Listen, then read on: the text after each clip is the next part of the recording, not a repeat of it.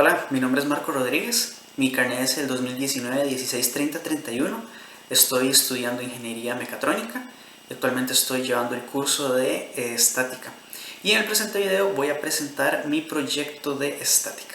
Y el problema que seleccioné fue el 6,107, que dice: si se aplica una fuerza F a las almohadillas en A y C, determine la dimensión D más pequeña que se requiere para el equilibrio si el resorte tiene una longitud sin estirar de un pie, la cual en la práctica va a tener un valor ligeramente diferente. Para la resolución del problema utilicé la teoría de máquinas y bastidores para tomar una sección del mecanismo que viene representado por este triángulo y utilicé razones trigonométricas para obtener estas relaciones de aquí junto con esta distancia que viene estada en términos de la distancia. Después utilicé sumatoria de fuerzas tanto en el eje X como en el eje Y para conocer las fuerzas en el punto B y en el punto C. Después de esto utilicé la función del resorte para saber cuánto iba a ser la fuerza final en este mismo. Después de hacer toda esa sumatoria de fuerzas, tanto en el eje X como en el eje Y, obtendré una distancia D que corresponde a 0,101857 metros. Sin embargo, como todos los valores utilizados para obtener estas son experimentales, tuve que sacar la incertidumbre utilizando esta fórmula, donde z corresponde a la distancia máxima y mínima, variando cada una de las variables que se tienen, obteniendo al final un resultado de 0,101857 más o menos 0,000987 metros. Ok, la variable que decidí medir va a ser la distancia que habrá entre la mitad del resorte y el extremo de este cuando se aplique una fuerza y esta logre estirar el resorte. Decidí medir esta variable porque es la más sencilla de medir al momento de realizar este experimento en específico. El método por el cual validé el experimento fue mediante una maqueta, que es esta justamente que tengo acá. Ahora, la razón por la cual escogí este método es porque en la vida real utilizaré ciertamente simulaciones y modelos matemáticos, pero al momento de armar cosas hay veces en las que no puedo tener en cuenta todas las variables o me van a aparecer variables nuevas.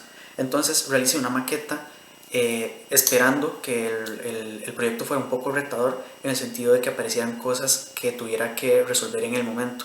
Aparte de la compra de los materiales, me ayudó mucho como al saber y conocer qué tipo de materiales hay en una ferretería, por ejemplo, el largo de los tornillos, el diámetro y el tipo de tuercas, que eso lo desconocía.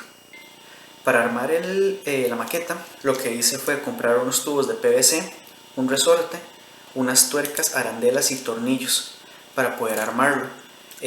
La forma en la que corté los tubos fue utilizando una prensa. Con esta prensa, pues prensaba los tubos, los cortaba de la forma más recta posible y después, utilizando la misma prensa, lo que hice fue hacer un hueco, hacer los huecos a los tubos donde irían puestos los tornillos que me funcionarían como soportes en toda la estructura.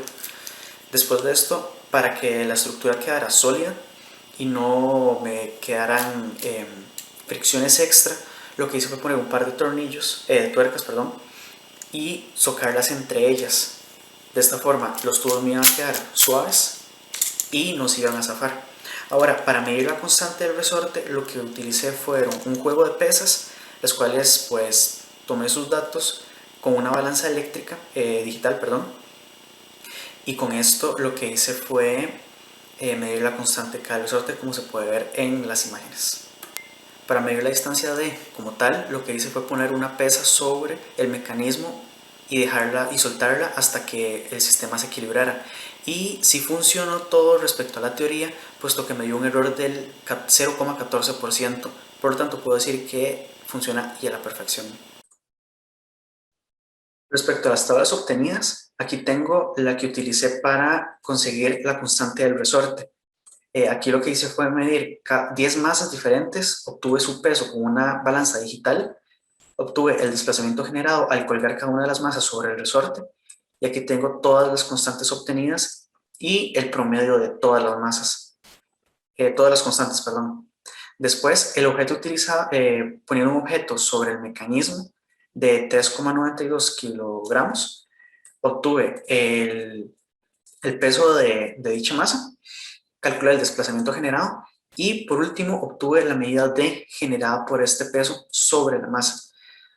Por último, lo que hice fue obtener el porcentaje de error con la distancia tomada experimentalmente y la teórica, lo que me da un porcentaje de error del 0,14%, que es muy bajo.